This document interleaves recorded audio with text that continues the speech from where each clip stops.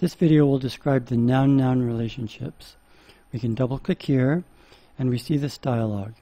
And initially, this drop list is populated with the nouns that are in the current verse. We happen to be at Genesis 1:2.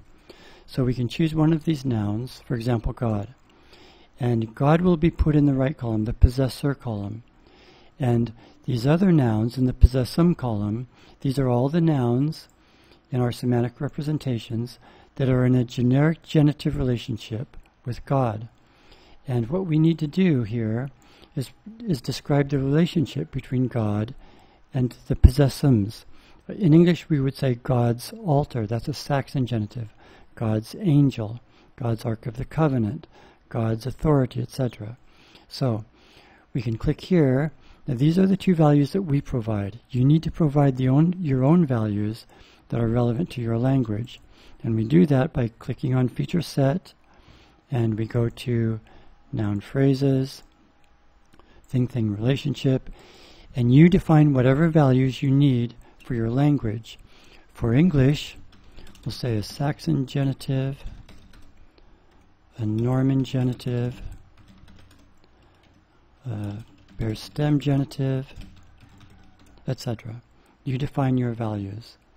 And now, when we look in here, those values are available to us. So we'll say Saxon genitive, God's altar.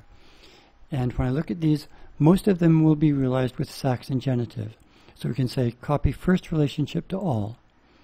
And now they're all set to Saxon genitive. And now when we rest our cursor here, you'll see that thing-thing relationship equals Saxon genitive. You may recall from an earlier video that all of the rules up through noun-noun relationships are executed even before the verse is shown to us. So that rule that we just entered has already been executed. Thing-thing relationship equals Saxon genitive. And when I rest my cursor here, features change from thing-thing relationship equals unspecified to Saxon genitive by transfer grammar, generic thing-thing relationships. So now that we've set this feature, we can write other rules in the synthesizing grammar that will look at that feature value and provide the appropriate morphology. For English, we would write a clitic rule that adds apostrophe S to the possessor. Now when I look at this particular example, we can say God's Spirit. It sounds a little bit better to me to say the Spirit of God. Maybe that's just me, but I would like it to say Spirit of God. So we can click here, generic genitive, and we again see this table. We can set that one value to a Norman genitive, Spirit of God. So now this combination, I don't know how many times this combination occurs in the Bible, but it will always be set to Norman genitive. And now when we rest our cursor there, thing-thing relationship equals Norman genitive. And I'd like to show you a few more things. You might want to look at a larger passage. For example, let's look at the entire first chapter of Genesis. The 31 verses in Genesis chapter 1. So now in the drop list, we have all of the nouns in Genesis chapter 31. We can choose another one like tree, and now it's the possessor, and these are the other nouns that are in a generic genitive relationship with tree. So all of these in here, these are generic genitives. There's always a noun modified by an embedded noun phrase, and we have the adposition generic genitive. There are other relationships, other noun-noun relationships. These are generic. For example, body part, Mary's hand, composed of, river of blood. And we do the same thing here. For body part, Mary's hand, we'll set that to a Saxon genitive. Composed of, river of blood, that's a Norman genitive. Kinship, Mary's mother, that's another Saxon genitive. So you work your way down this list, setting the relationships appropriately. Now sometimes you may need to do something in addition to just setting that one feature value. So we provide a set of rules here, similar to the relative clauses.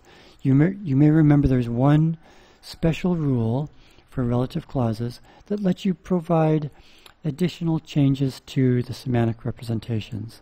We do the same thing here for noun-noun relationships. And this rule has 13 structures. There's one more than you see in this list, and there's a reason for that I'll tell you in a minute. But for each of these noun-noun relationships, we provide a structure.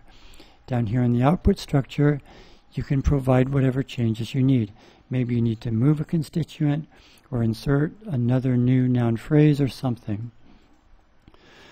So there's one for body part, one for composed of, one for group, kinship, etc. The one that's extra is subgroup.